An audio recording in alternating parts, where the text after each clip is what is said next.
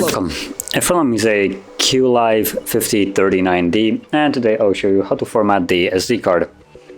So to get started, let's go into the app tray and tap on Downloads.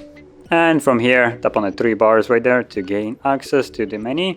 Then you want to go into your SD card, and from here tap on three dots and go into Storage Settings, where you will find the option to Format. Tap on that. It will give you a message that performing this will remove all the data from it, so if there's anything on the card that you would like to keep, you might want to back it up before you begin. Otherwise you will lose it, but assuming you have done that, or well, you don't care, tap on Erase and Format.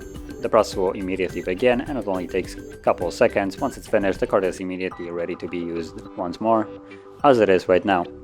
So tap on Done and you're finished. So if you found this very helpful, don't forget to hit like, subscribe, and thanks for watching.